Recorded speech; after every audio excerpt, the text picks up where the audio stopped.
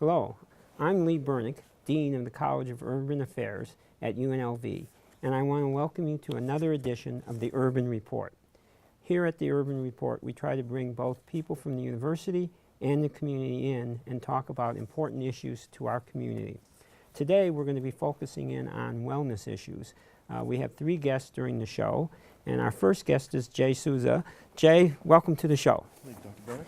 How are you doing? Great, thank you, and yourself. Okay, I have to be honest, I have to be a truth here. Jay works with us. He works at the learning communities, our learning community. So we'll get into talking about your experience on the learning community. But more importantly, Jay is at the university, and he directs two centers that are directly related to wellness and safety and at the university for students. Can you talk about those two? Sure. The first, wellness promotion. For that department, what we do is offer a variety of health education and wellness resources to the campus, including health education on anything from sex awareness to alcohol awareness to prevention of drug use, those type of things. We also have our dietitian there, which is accessible to all our students. And we do our fitness battery of tests, fitness assessments, personal training, and we have a nice relaxation room with 3 massage chairs that students can come in and just de-stress. The second department is the G9H Women's Center, and that's in a separate facility over in SSC, and there we mainly focus on violence prevention, domestic violence prevention, sexual assault, education prevention. So it's our job to educate the community on campus, and we also provide some family services like lactation rooms. Okay. Well, let's go to the first one, the Wellness and Promotion Center. Yep. Okay. And so you talked about a number of things that you do there. Nutritionists. Do students take, I think students have been noted for having bad nutrition, right? I mean, lots of junk food and everything. What is our nutrition? Are they busy at the? Yes, we have a dietitian that's here 4 days a week throughout the school year, and I would say she's usually booked at least 2 to 4 weeks out. Is that right? The student demand is very high. She works closely with our clinicians as well, so the referrals will go to and from our clinicians on site with hypertensive issues or maybe other issues that need some medical assistance. And she also sees just students that want some diet information, help with some modifications to help them achieve their goals. So now, the dietitian works with them in terms of hypertension. Are these students coming from our clinic and they get sent over to talk to you or the dietitian, or are these people who just come in because they think they need to have a better diet? No, we'll have both. We'll have both. We have referrals right from our clinicians, and then we have just walk-ins that set up an appointment. Okay. Yeah. And what do we typically see? I mean, in terms of, do they want to lose lots of weight, or they just want to just have a better diet? A little bit of both. You'll be surprised, of course. You can expect that January, February, they all want to think that they can get in shape for spring break. So we see a lot that want to lose some weight before spring break. Others are just more generally concerned with overall health. And perhaps they've gained that freshman 15, or they're not quite sure how to prepare their own meals while they're on campus. Okay. And so they help in terms of preparing meals?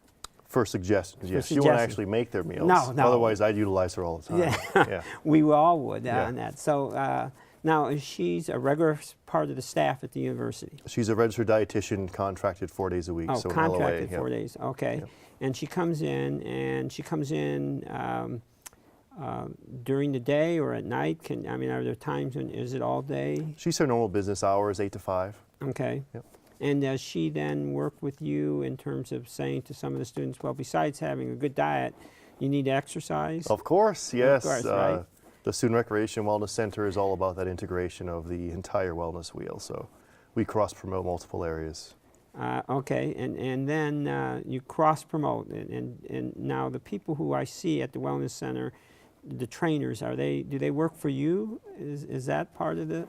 The trainers are part of the fitness staff, and yes, we put them through a battery of tests and preparation to actually work with clients.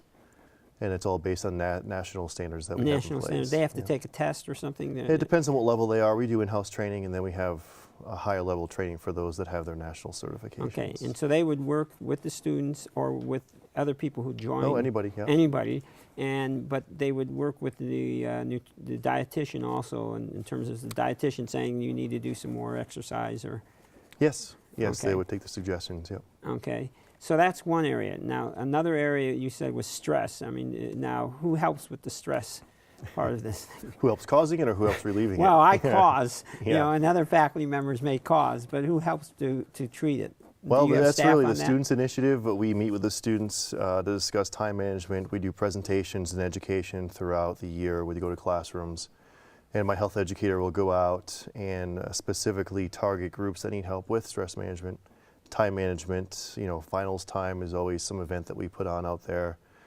You may see them on Pita Plaza or over in the area in the Union, where we do mocktails and just preparation for that time of the year. So we'll have masseuses that will come in and actually bring their own chairs and practice on the students to help relieve some stress. We offer a variety of activities that are more fun related, just to take the edge off a bit. Okay, well, good. So there are a variety of things that the students can come over and use at the center. Yes, and they don't necessarily have to go to the Recreation Wellness Center. They can always just see what events we have out there and practice on their own. Okay. Let's turn to the Women's Center. Yep. You want to talk about that a little bit? Sure. With Women's Center, we mainly focus on outreach education, which means we really strive to serve the students. We have a coordinator in charge of outreach education, so what her job is to really help with specifically domestic violence, sexual assaults, and stalking prevention education.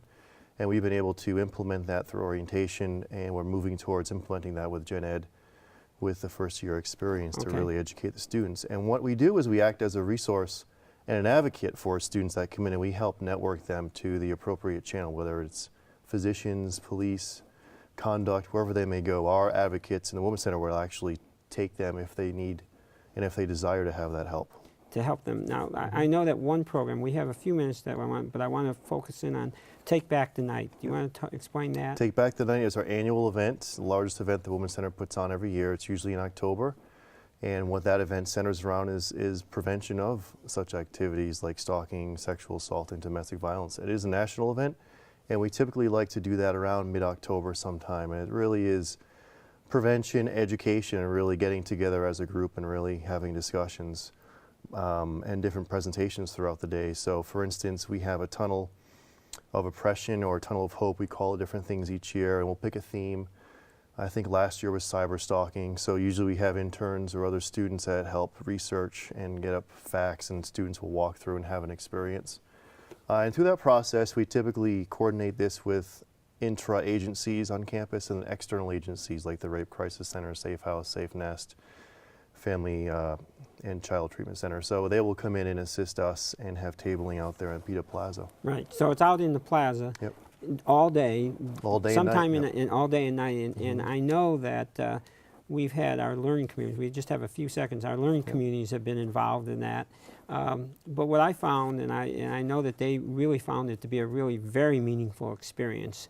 And it had a dramatic impact on some of the students. I don't know if you want to talk a little bit about. Usually an event such as that is unique because it offers an opportunity for students to really interact with those that have had similar experiences. So if they've had an experience, then we offer a safe space for them to discuss that. And the class was a great example. When the students took part in that civic engagement and civil service piece, they really got a chance to see what was involved and heard from some other people have had similar experiences, so it's usually very moving for students to be able to realize that and open up for the first time. So, Right.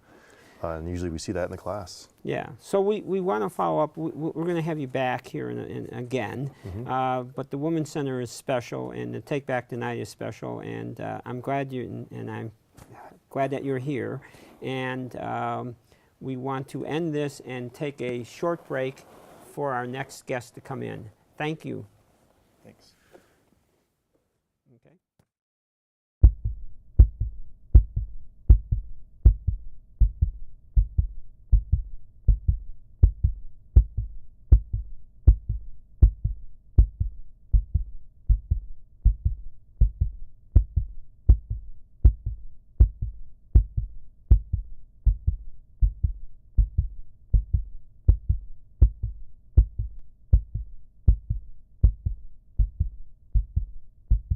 Just like the Air Force Thunderbird pilot I flew with, I have to make split-second decisions as a top fuel driver.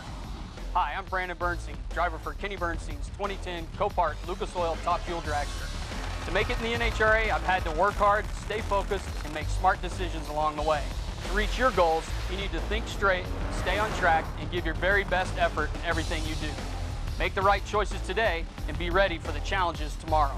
This message brought to you by the U.S. Air Force. Hello, I want to welcome you back to the Urban Report. In our previous segment, we were looking at wellness with Jay Souza. Today, in this segment, I want to introduce you to Colleen Peterson. She's the director of a program that's actually within our College of Urban Affairs.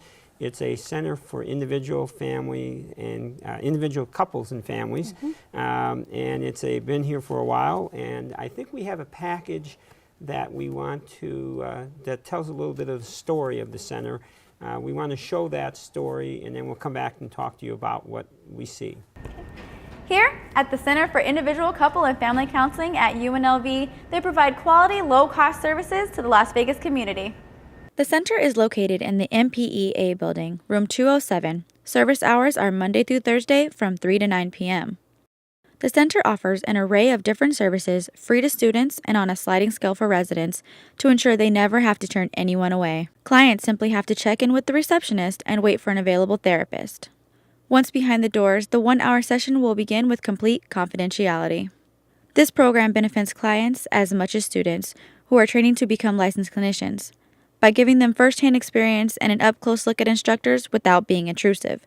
We were college roommates again, but format it in such a way that it was about you. As a bonus, they are using their skills to help others on a day-to-day basis. Our accredited MFT program is just that. It's the only accredited program here in Nevada, which is really important in terms of consistency in programming and the kinds of clients and problems that you're going to serve, again, not only here in Nevada, but across the country. The other kind of things that they're getting is just the opportunity to really help the community here and help individuals, couples, and families who are experiencing some of the problems that we do see people experience relationally. For the Urban Report, I'm Brittany Arrington. Colleen, we saw a little package about the center. I'm always very proud of the center, and I'm proud of what the students do there and what you do. So we have what? We have graduate students working there, right? Yes, Under the supervision of the marriage and family therapy faculty. They're all PhD level and/or licensed clinicians. and they're licensed.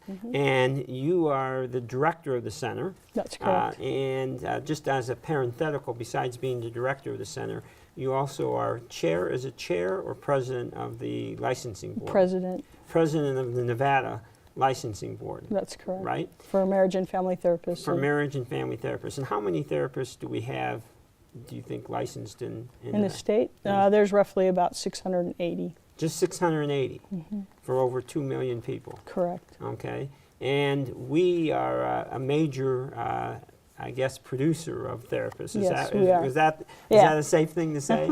And when the students go, this is a graduate level program. They spend how many hours in the clinic? In the clinic, typically anywhere from 250 to 350. They, as part of their training, they're required to do 500 face-to-face client hours, and they do at least 3 semesters in the center to see clients. And they see clients, and when they see the clients, they're under supervision of one of the faculty members. Correct. And who decides which clients they see? That's a combination between when the clients come in, they come in with their presenting problem, and I review all of those as the director, and then I assign those cases to the various practica. We have some students who are interested in working with a particular clientele, and so if those clients come in with those presenting problems, we try to send them their way. Also, we have some faculty who have expertise, for instance, Dr. Weeks and Dr. Hertline, in terms of sexual issues and infidelity. So if they're being a supervisor at that time, and we have a case that is coming in with those kind of circumstances, we try to refer those cases to that practicum so that they're supervising those. Okay, you mentioned the practicum. So the students are in a course and they're being supervised, as we said, by a faculty member. And so when they're doing this help and when they're assisting in the clinic, there's a faculty member observing or counseling the counselor. Is that? That's correct. One of the conditions of them being trained in the center is that they have to video record all of their sessions.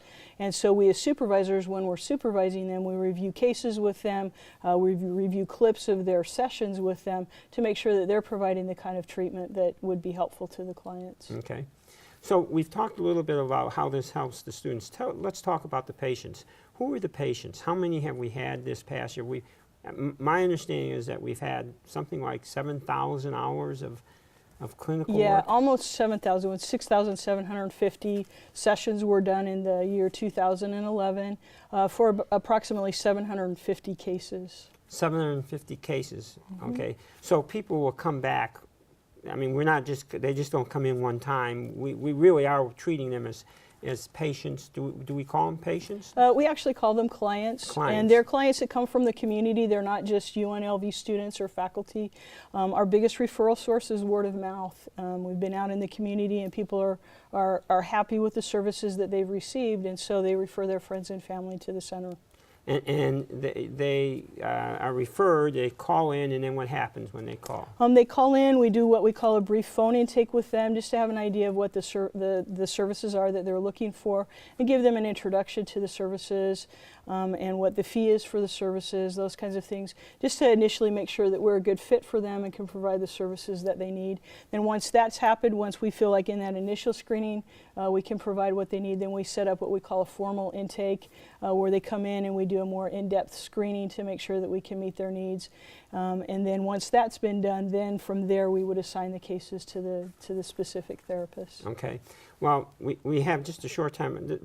This program always has short segments. There are not enough time to get we'll have to have you back. But 2 points I want to do. You talked about fees, and then the other thing I want to talk about is the issue of they're not patients, they're clients, but we still treat them in terms of the privileged information, right? That's correct. So let's talk about the fees and then make sure that people understand that when they come, you know, it is, the privacy is still respected and has to be, right? I mean, right, yeah, the center is run just like any kind of community mental health agency, and we're bound by those same laws and ethical guidelines to maintain confidentiality.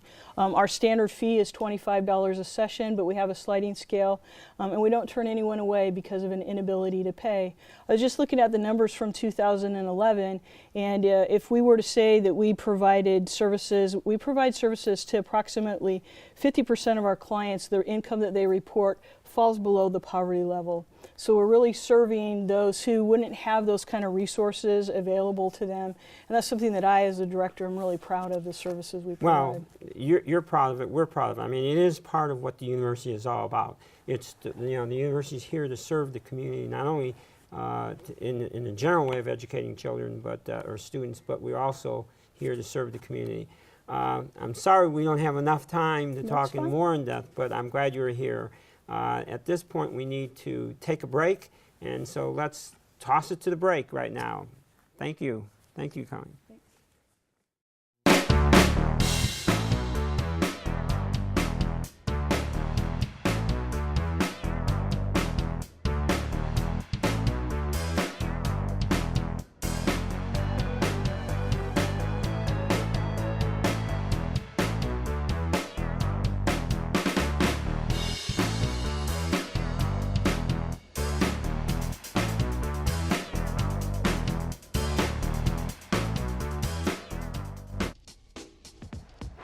Savings Man here with a story for you about two young spenders named Tommy and Sue. Their parents let them buy whatever they chose, like video games and designer clothes. As they grew older, they spent all their pay on fancy cars, houses, 2 lattes a day. They lived in the moment, never saving a dime. When they tried to retire, they'd run out of time. Working forever is Tom and Sue's fate, so choose to save now before it's too late. Visit our website to find out more, 'cause a happy ending's worth saving for. Hello, I'm Lee Bernick, and I want to welcome you back to the Urban Report. This is our third segment, and we have another interesting guest today. And we've been doing a discussion today on wellness and health and prevention, wellness prevention or health prevention. And we have an interesting person. We have Dr. Michael Milligan. Dr. Milligan is as my son would say, is a real doctor, not a talking doctor, right? You got your MD degree from ECU, Eastern Carolina University. Yes, sir, East Carolina. Yes, And so you're from North Carolina. I am born and raised, yes, sir. Born and raised a Tar Heel, even though he didn't go to UNC Chapel Hill, but went to East Carolina. Yes, sir. And you came out here how long ago? Came out here in 2006. In 2006, and you came out here for this specific job? Or? Actually, I came out here in 2006 for sports medicine fellowship training, and that turned into an opportunity with UNLV, and I've been here since. Okay. And when you are here, what do we mean by here? You work for the athletic department, is that right? Yes, sir. I actually wear quite a few hats, but my primary responsibility is as the head team physician, medical director. That's my official title for UNLV athletics. And so I'm responsible for the day-to-day care of our roughly 500 student athletes, work directly with our athletic training staff and other consulting physicians and clinicians in the care of our athletes. And so that's my primary responsibility. I also carry a role within the School of Medicine and program director for the Sports Medicine Fellowship there. So those are my two big responsibilities, and a few other hats come along over time, but those are the big things. So you're an adjunct professor with the School of Medicine from UNR, is that Yes, right? sir. Yeah, but here you don't go up to Reno too often. Oh no, sir. They have, the medical school has a clinical facilities here in Las Vegas. Have residency programs here, and the family medicine program here actually is the sponsor for the Sports Medicine Fellowship. Okay. And you said you had another hat, a variety of hats. I know that you are part of IRB, isn't that right? I mean, is that correct? I was previously a part of the IRB. I'm no Okay. longer on the committee, but I was. Currently, my other role is I'm a medical director for the undergraduate athletic training program we have here at UNLV. I work with student health, student wellness with a sports medicine clinic there, and with some other ongoing projects. So those are some of the others. Okay. So let's talk about the athletes first, and then we'll get to some of the other, if you're working over at the Wellness Center and other sports and medicine kinds of things. But let's talk about the athletes. So you're working with all the athletes, and both men and women, Yes, sir. right? Just as a kind of basically, who gets injured the most? Obviously, football is always the highest risk sport at almost any institution. But after that, it's actually probably a toss-up between cheerleading and our soccer players. And folks don't often think about that. We take care of the cheerleading and dancers as well. They're not official NCAA sports, but we treat them the same as all of our other athletes, and they carry a high risk of injury, especially the cheer. The cheer and the injury. So too many flips or something like that? They train very hard. They train year-round, and they have a lot of gymnastics and acrobatic moves, as we know, and so they can have falls and injuries from falls and other such as that. Okay, so it's football first, then it's the cheer group, right? Cheer and soccer. Cheer and soccer. Yeah. So now is it men's soccer or women's soccer? Pretty equal. Pretty equal. And what yeah. kind of injuries do we see with men's and women's soccer? The biggest thing we're dealing with is concussions. Oh, is that right? With a lot of our sports, but obviously that's getting a lot of attention now. We still have all the routine strains and sprains and ligament injuries and all those things that come along, but probably the one that sort of takes our most time from an injury standpoint is concussions. Okay, and so we get a lot of discussion about concussions in football now. We've heard a lot, but it's not just football, it's in all the other sports too. Absolutely. I can't, there's not a sport at UNLV where I haven't taken care of at least one student athlete with a concussion in the last year. Tennis? Yep. Tennis. Tennis. As well. They don't always occur on the court, of course. Oh, okay. All right. Well, that's good to know. I mean, it'd be kind of hard to figure out. Well, I guess if you get hit in the with a racket or something, or Yes, you sir. fall, I guess. So we've been talking about the physical, but you don't just pay attention to the physical side of the athletes, right? I mean, when the athletes come to you, they may have some other issues. Is that correct? That's correct. We try to be very comprehensive in our care of the athletes, and the physical is obviously a big part. They're athletes, but the emotional, psychological type issues certainly can play a role. Nutrition plays a role, and just like every other member of the institution, every other student, they're dealing with the same problem. So they're dealing with those problems, plus they have another layer with athletics. So, do you think that it's? I mean, my image is that it's really pretty difficult for an athlete who, I don't know how many hours they're out on the field or whatever, but then they have to do the studying and they have all the other pressures. Is that right? I mean, that's what you're saying. Absolutely, it's everything that everyone else experiences, plus another layer of 20+ hours a week of commitment to a sport, and at this day and time, it's pretty much 52 weeks a year. You know, most of our athletes are here through the summer, taking summer school courses and continuing to train, and the off-season programs are nearly the entire time they're here. And so if they have problems, do they come in and see you? Absolutely. We have daily physician hours, and there's not only myself, but we have a full staff of athletic trainers, both 4 full-time athletic trainers and 7 graduate assistant athletic trainers, as well as our student athletic training staff. And so the student athletes come in and talk to the athletic training staff and myself about a whole host of problems, not just, as you said, the physical.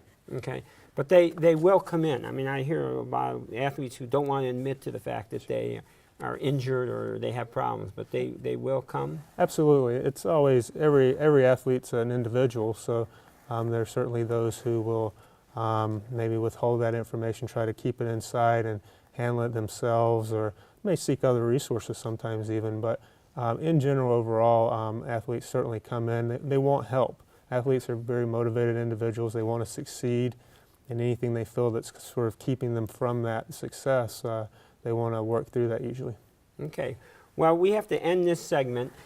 Thank you, Mike, for coming in. We hope to have you again soon. Thank you for coming to the Urban Report.